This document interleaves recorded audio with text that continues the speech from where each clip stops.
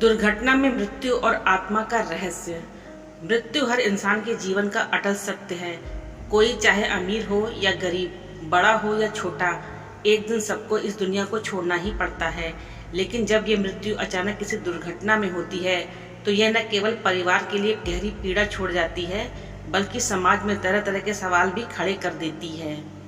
ऐसी मौतें लोगों के दिल को हिला देती हैं। परिवार को विश्वास ही नहीं होता है कि जो अभी हंसते खेलते सामने था वह कुछ ही पलों में मिट्टी का ढेर बन गया। यह दर्द इतना गहरा होता है कि लोग बार बार सोचते हैं, क्या उसकी आत्मा को शांति मिली होगी। परंपराओं और मान्यताओं में अक्सर यह कहा जाता है कि दुर्घटना में मरने वालों की आत्माएं अधूरी रह जाती हैं। कुछ मानते हैं कि वे अपने प्रियजनों के पास भटकती हैं, संकेत देती हैं या सपने में दिखाई देती हैं। लेकिन यह भी बड़ा सवाल है कि इसमें कितनी सच्चाई है। यही बाइबिल हमें एक अलग और गहरी समझ देती है। यह हमें बताती है कि आत्मा का मार्ग किसी दुर्घटना से नहीं रुकता, बल्कि परमेश्वर ने उसके लिए पहले से ठहराया हुआ रास्ता तय किया है। पहले समझते हैं इंसानी डर। जिनकी दुर्घटना में मृत्यु हुई है उनके बारे में इनकी क्या राय है। हमारे समाज में यह मान्यता है कि जो लोग दुर्घटनाओं में मरते हैं उनकी आत्माएं अधूरी रह जाती हैं और वे भटकती हैं। कोई कहता है कि वे सपनों में आते हैं, कोई कहता है कि वे घर के पास दिखाई देते हैं, कोई कहता है कि वे संकेत देते हैं। लेकिन बाइबिल हमें इससे बिल्कुल अलग तस्वीर दिखाती है।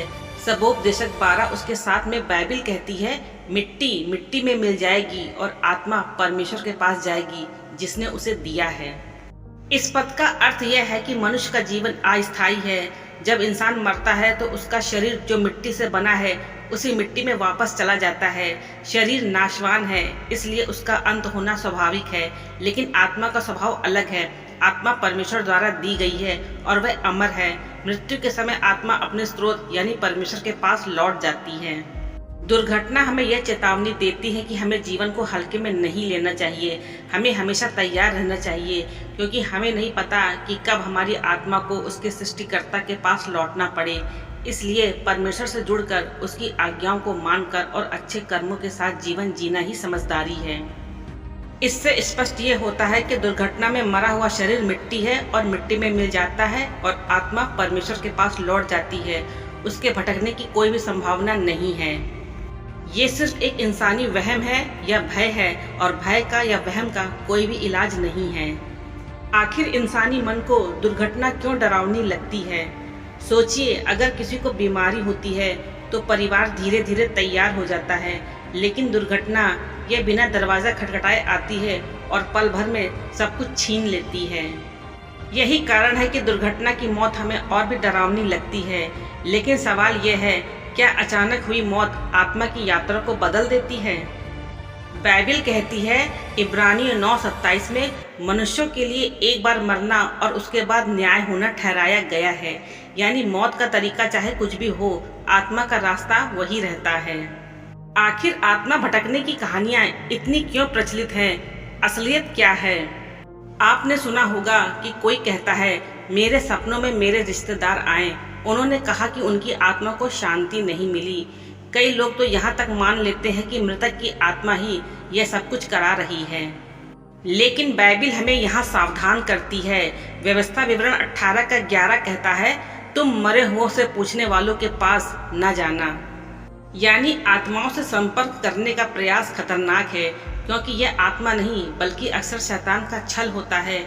असल में इंसान का मन भी दुख और शोक के कारण बहुत कुछ अनुभव कर लेता है। मौत का सच, शरीर बनाम आत्मा। जब कोई व्यक्ति मरता है तो लोग कहते हैं वह चला गया, पर कहाँ गया? शरीर तो यहीं रह गया, मिट्टी में मिला दिया गया, लेकिन आत्मा अमर है। लूका 23:43 में यीशु ने क्रूस पर चोर से कहा, आज ही तू मेरे साथ स्वर्ग लोक में होगा। सोचिए, एक चोर जिसने आखिरी पल में यीशु को पुकारा, उसकी आत्मा तुरंत प्रभु की उपस्थिति में चली गई। इससे साफ है कि आत्मा ना तो अधूरी रहती है और ना ही भटकती है। दुर्घटना एक चेतावनी। प्रिय मित्रों, दुर्घटना हमें एक ही बात सिखाती है, जिंदगी बहुत अनिश्चित है।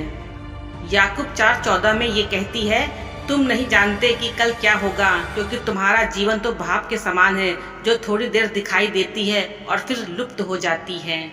इसलिए मौत से डरने की जरूरत नहीं, बल्कि तैयार रहने की जरूरत है, क्योंकि मौत सिर्फ दरवाजा है जिसके पार आत्मा की सच्ची मंजिल शुरू होती है। मरने के बाद आत्मा की शांति कहाँ है? अब बड़ा सवाल यह है कि आत्मा को शांति कहाँ मिलती है? पैसे में नहीं, मान सम्मान में नहीं, धर्म और परंपराओं में नहीं। यूहन्ना 14:6 में यीशु ने कहा, मैं मार्ग हूँ और सत्य हूँ और जीवन हूँ, बिना मेरे कोई पिता के पास नहीं पहुँच सकता। यानी आत्मा की मंजिल सिर्फ और सिर्फ मसीह में है। हमारी तैयारी। दोस्तों, दुर्घटना हमें यह नहीं सिखाती है कि हम डरे, यह हमें सिखाती है कि हम तैयार रहें।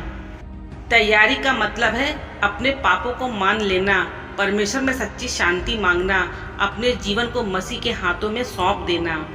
मत्ती 11:28 में यीशु कहते हैं, हे सब परिश्रम करने वालों और बोझ से दबे हुए लोगों, मेरे पास आओ, मैं तुम्हें विश्राम दूंगा।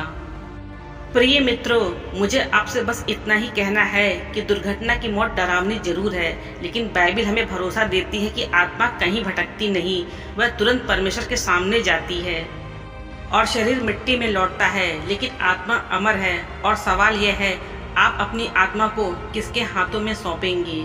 आज ही निर्णय लीजिए, क्योंकि जीवन अनिश्चित है, लेकिन अनंत जीवन निश्चित हो सकता है अगर हम अपना भरोसा यीशु मसीह पर रखें। केवल वही शांति दे सकता है जिसकी तलाश हर आत्मा करती है। इसलिए भ्रम में ना पड़े, सुनी सुनाई बातों पर विश्वास ना करें, बाइबिल के वचनों पर ध्यान दें और विश्वास करें। परमेश्वर आप सभी को आशीष दे। आमीन।